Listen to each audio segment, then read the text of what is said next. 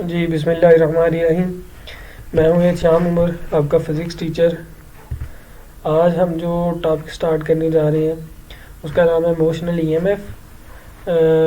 हमारे पास जो मोशनल ईएमएफ है वो क्या होती है उसके बारे में हमने स्टडी करना है। Derive its formula, motional EMF का फार्मूला ड्राइव करना है। And derive a formula to calculate mechanical power to be extend on a loop of a wire when moving in external magnetic field. तो हमने सबसे पहले motional EMF calculate करनी है, उसके बाद इसका फार्मूला देखना है, और साथ ही हमने जो मैकेनिकल पावर होती है वो हमने देखनी है जब हम किसी लूप को किसी एक्सटर्नल मैग्नेटिक फील्ड के अंदर प्लेस करते हैं। तो उसकी वजह से उसमें जो चार्ज पार्टिकल हैं उनके ऊपर एक फोर्स लगती है, उसकी वजह से जो वहाँ पे पावर आएगी वो हमने यहाँ पे कैलकुलेट करनी है। तो ये सारा हमारा टॉपिक है। इस टॉपिक के अंदर कौन कौन सी चीज़ें हमने डिस्कस करनी है, सबसे पहले मोशनल ईएमएफ के बारे में देखेंगे, फिर इसकी एक्सप्लेनेशन, इसके डायग्राम को डिस्कस करेंगे, उसके बाद डेरिवेशन ऑफ इमोशनल ईएमएफ, इसका फार्मूला ड्राइव करेंगे, इंड्यूस्ड करंट क्या होता है वो देखेंगे, mechanical power and electrical power को यहाँ पे हम देखेंगे, और एट द एंड जो है वो कंक्लूजन हम यहाँ पे ड्रा करेंगे। तो सबसे पहले जो मोशनल ईएमएफ है इसको देख लेते क्या होता है।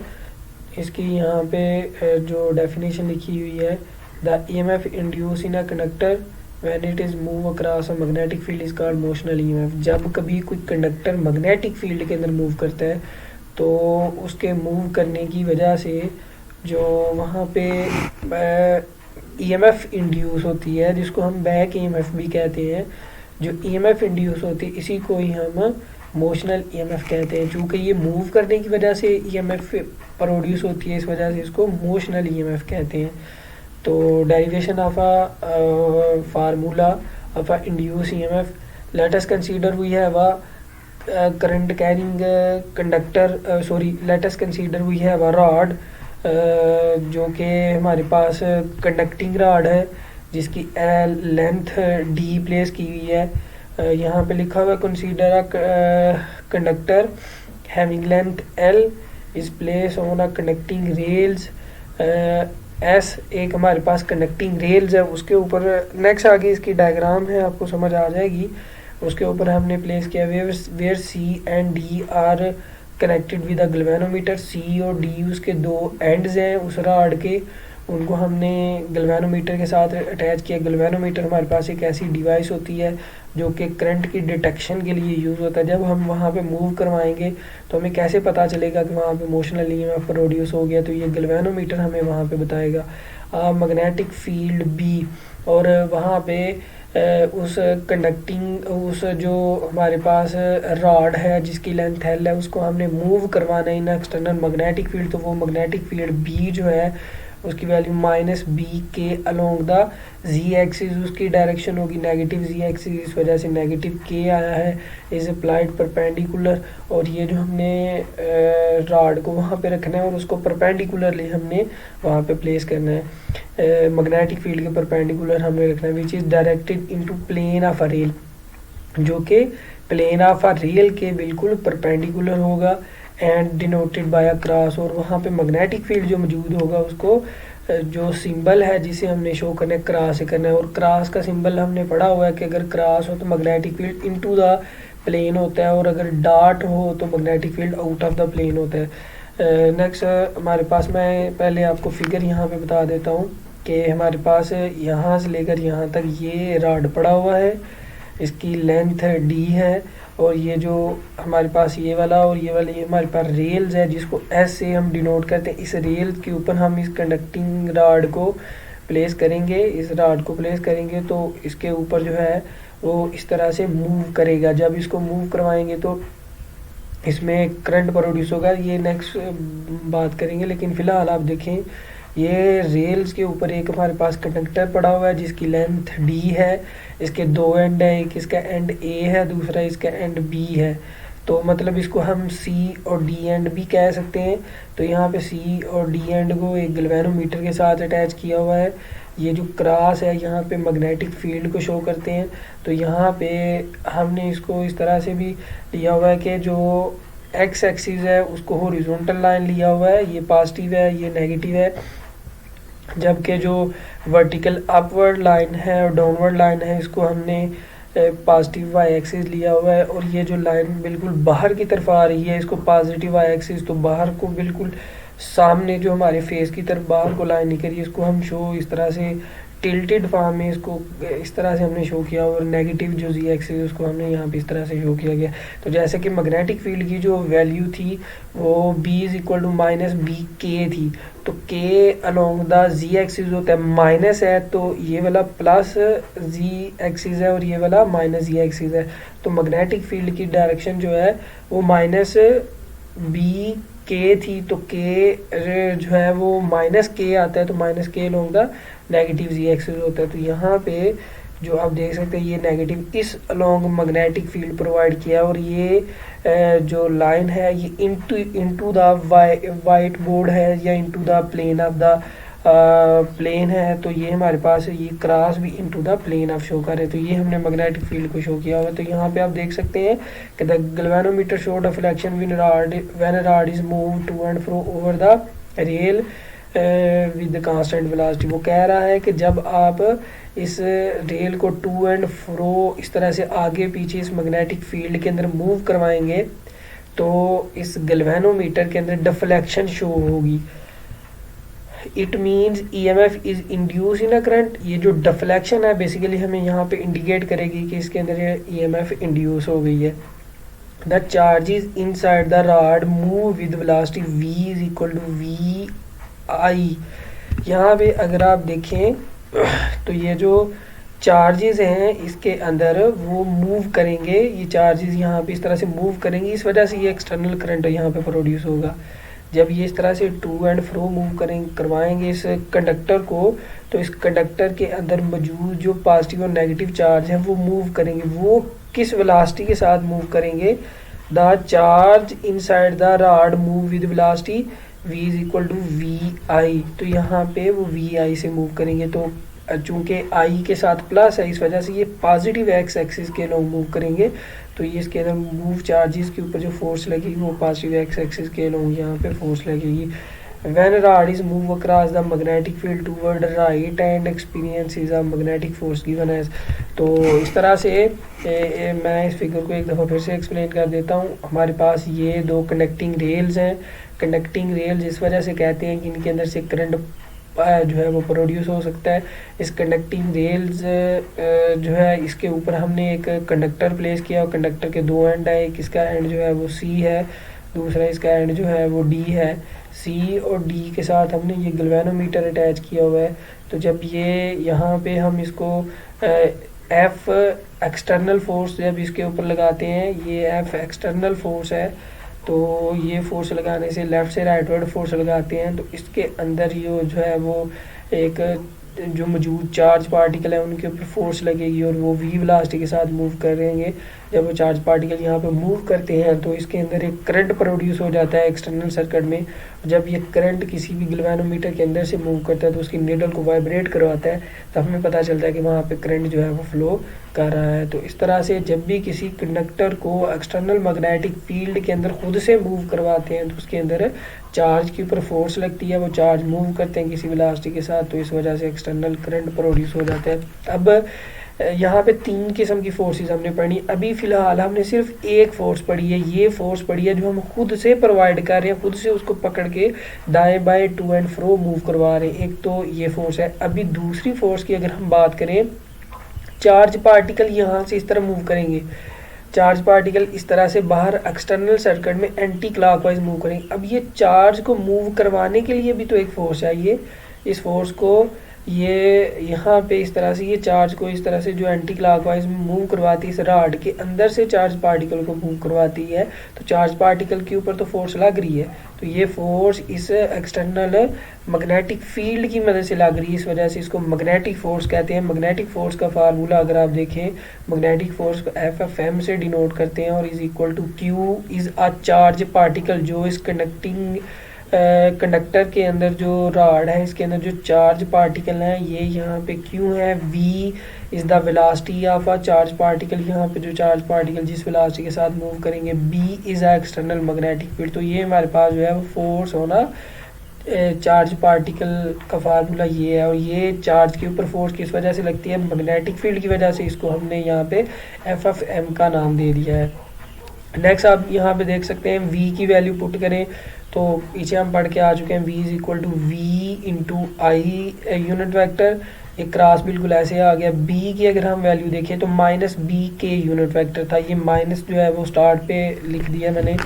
और नेक्स्ट आप यहाँ पे देखें इसकी क्रॉस प्रोडक्ट जब आप लेते हैं तो क्रॉस प्रोडक्ट ये माइनस क्यू आ जाएगा, और यहाँ पे इसको v और b ये मैग्नीट्यूड है, मैग्नीट्यूड का क्रॉस प्रोडक्ट के ऊपर कोई फ़र्क नहीं पड़ता, क्रॉस प्रोडक्ट सिर्फ वेक्टर के दरमियान होती है। v और b को शुरू में आ जाएगा, तो यहाँ पे माइनस क्यू वी बी आ गया। अब आई क्रॉस के इसकी क्रॉस प्रोडक्ट ले तो माइनस जे आता है, ये जो माइनस जे यहाँ से है और एक माइनस ये वाला था, तो माइनस माइनस प्लस हो जाएगा। तो हमारे पास जो मैग्नेटिक फोर्स है जो कि चार्ज पार्टिकल के ऊपर लग रही है वो क्यू वी बी जो और साथ जो है वो जे यूनिट वेक्टर आ जाता है। ये हमारे पास लगने वाली उसके ऊपर फोर्स है।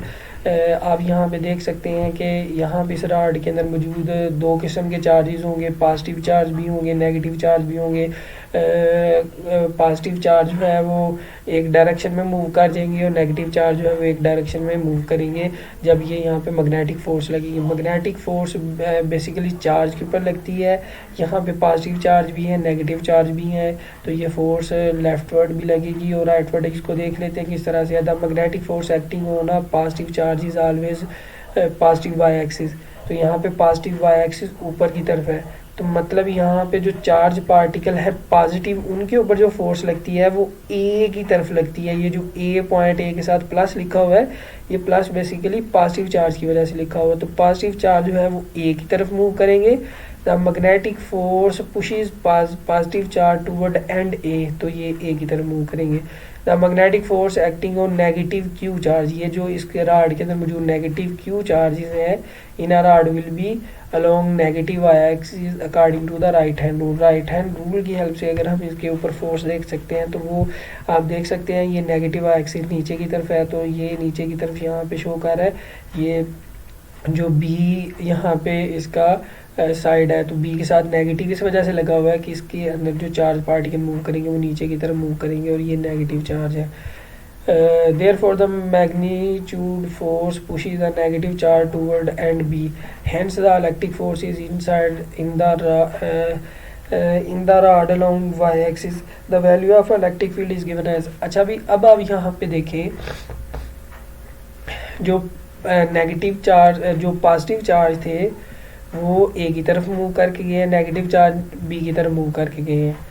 अच्छा, इससे पहले जो हम पढ़ चुके हैं कि अगर हमारे पास कोई एक्सटर्नल इलेक्ट्रिक फील्ड हो उसके अंदर अगर हम पॉजिटिव चार्ज प्लेस करें और नेगेटिव चार्ज प्लेस करें तो पॉजिटिव चार्ज एक साइड पे मूव कर जाते हैं, नेगेटिव चार्ज उसकी अपोजिट साइड पे मूव कर जाते हैं। तो यहाँ पे भी सेम फिनोमिना हो रहा है कि रॉड के अंदर मौजूद पॉजिटिव चार्ज एक साइड पे मूव किए हैं, नेगेटिव चार्ज दूसरी साइड पे मूव किए हैं। तो मतलब हम कह सकते हैं कि इनके मूव करने की वजह से, अपोजिट डायरेक्शन मूव करने की वजह से इस रॉड के अंदर इलेक्ट्रिक फील्ड प्रोड्यूस हो गया। उस इलेक्ट्रिक फील्ड का formula E is equal to force per unit charge है। फोर्स यहाँ पे कौन सी है, मैग्नेटिक फोर्स जो यहाँ पे लग रही है जिसकी वजह से मूव कर रहे हैं। मूव कौन सी चीज़ कर रही है, चार्जेस मूव कर रहे हैं। अगर इसकी फोर्स को और चार्ज की रेशो ले तो हमारे पास इलेक्ट्रिक फील्ड आता है। तो उस रॉड के अंदर इन चार्जेस के मूव करने की वजह से इलेक्ट्रिक फील्ड जनरेट हो जाता है।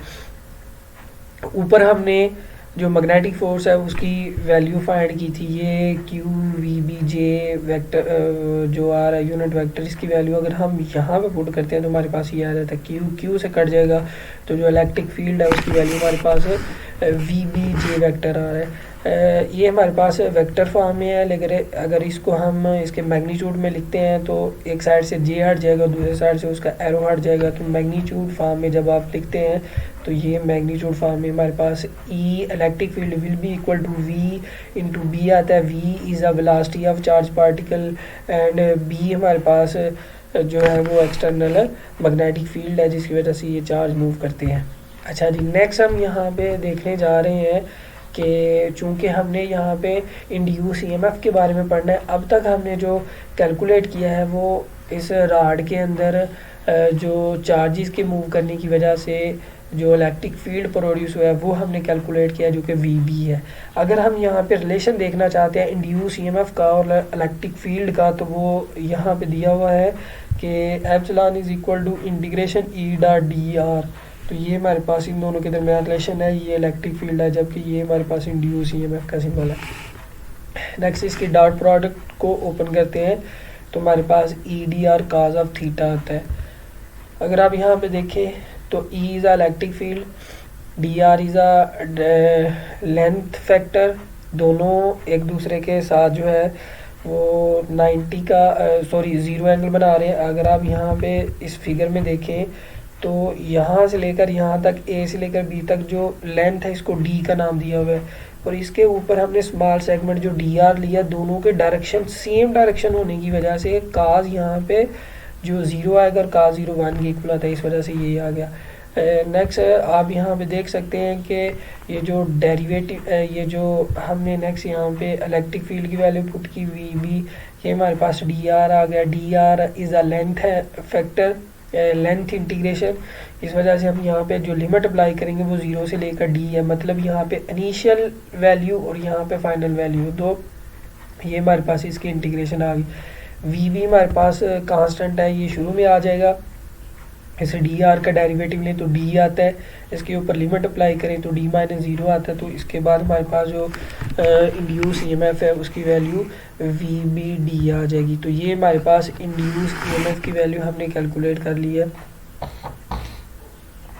नेक्स्ट हम यहाँ पे इंड्यूस करंट देखना चाहते हैं कि जो रॉड के अंदर चार्जेस के मूव करने की वजह से जो करंट इंड्यूस हुआ है उसकी वैल्यू हम देखना चाहते हैं। तो हमारे पास जो भी कंडक्टर है उसके अंदर जो चार्ज मूव करेंगे उनको किसी न किसी रेजिस्टेंस का सामना करना पड़ेगा। तो इसके अंदर मौजूद जो रेजिस्टेंस है इसको कैपिटल R से हम डिनोट कर रहे हैं। तो मोशनल EMF और करंट का जो फार्मूला है according to Ohm law I is equal to epsilon R है। यहाँ पे एप्सिलॉन की वैल्यू हमने पुट की तो VBD आ गया। यहाँ पे ये हमारे पास करंट की वैल्यू है।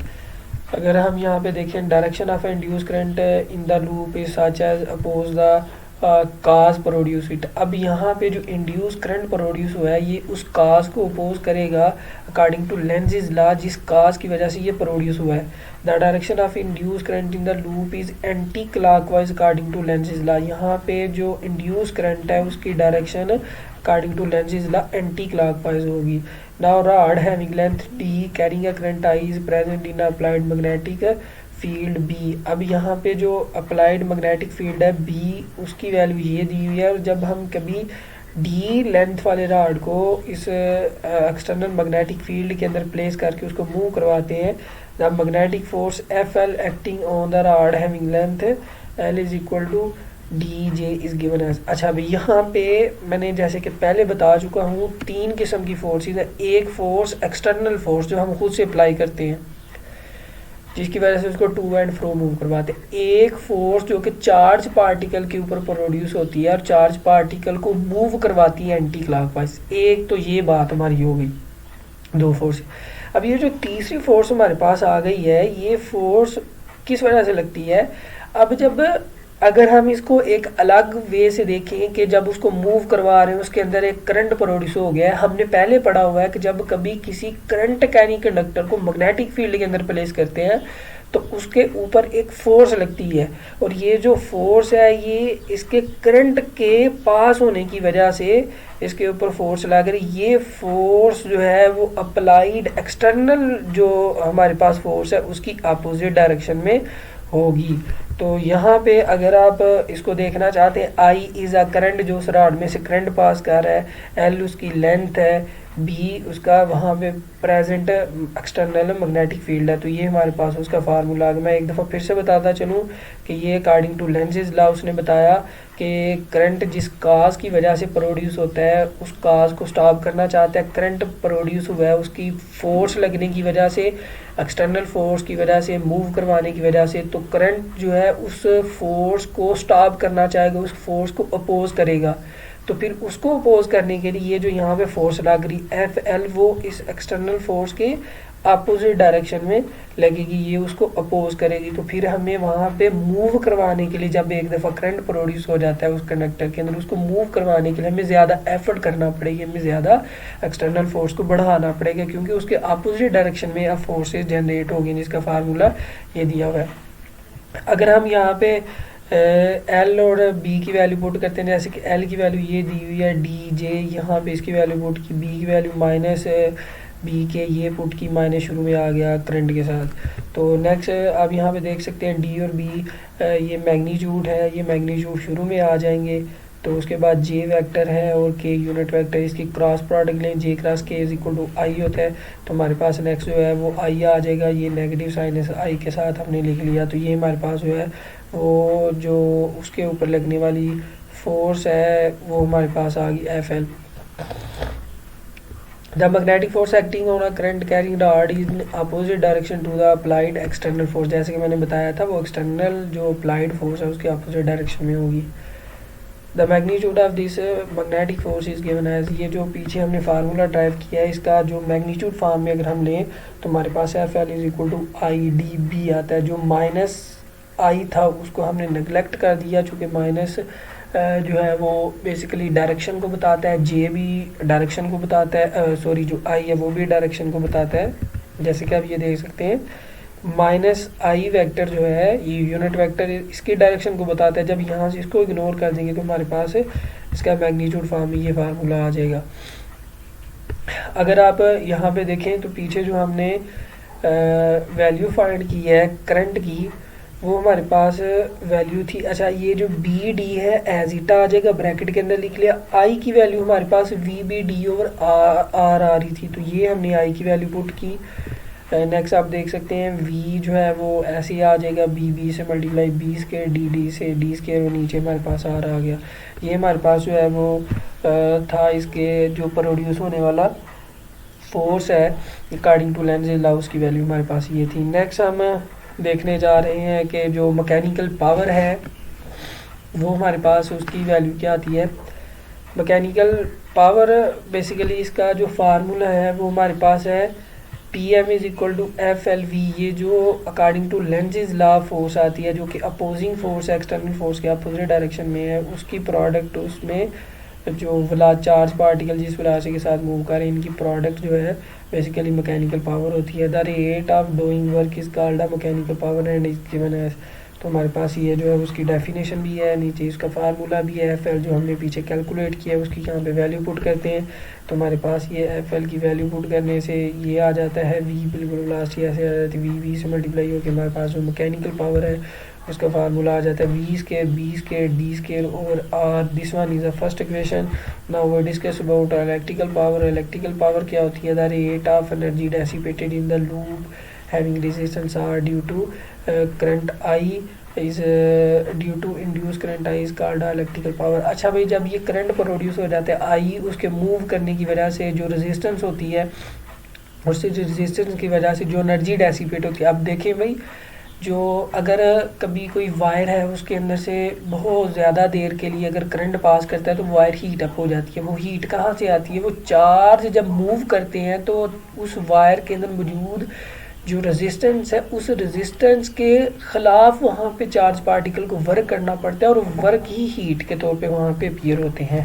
तो ये हमारे पास इलेक्ट्रिकल पावर में आता है। इलेक्ट्रिकल पावर का formula P E is equal to हमारे पास आई स्केयर आर आता है। आई की जब वैल्यू पुट करते हैं तो V B D over R है, तो ऊपर करंट का स्केयर था इसका भी होल स्केयर हो जाएगा। जब इसका ख़त्म करते हैं तो हमारे पास जो इलेक्ट्रिकल पावर है उसका फार्मूला ये आता है। इसको इक्वेशन नंबर 2 का नाम देते हैं। जैसा कि हमने मैकेनिकल पावर और इलेक्ट्रिकल पावर दोनों एक दूसरे के इक्वल हैं, तो it means power is completely converted into electrical power, mechanical power is completely converted into electrical power. मतलब अगर ये इलेक्ट्रिकल पावर और मैकेनिकल पावर दोनों एक दूसरे के इक्वल हैं तो हम इनको एक दूसरे के अंदर इंटरचेंज कर सकते हैं, मैकेनिकल पावर को इलेक्ट्रिकल पावर में कन्वर्ट कर सकते हैं। इसकी जो एग्जांपल है वो हमारे पास एसी जनरेटर है। एसी जनरेटर की हेल्प से हम मैकेनिकल जो एनर्जी है उसको इलेक्ट्रिकल एनर्जी में या मैकेनिकल पावर को इलेक्ट्रिकल पावर में कन्वर्ट कर सकते हैं। तो अच्छा जी, ये आज का हमारा टॉपिक था। उम्मीद है सब बच्चों को इसकी समझ आई होगी। आज के लिए इतना ही, मिलते हैं।